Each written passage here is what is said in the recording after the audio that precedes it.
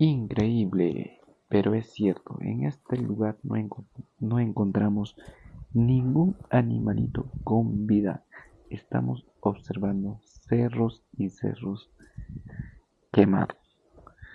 Esto ha ocasionado Sí, los fue tan quemado. incendios forestales que últimamente ¿Qué debe ser? han Es agua, ¿no? sucedido en nuestro querido Perú. Sí, es agua.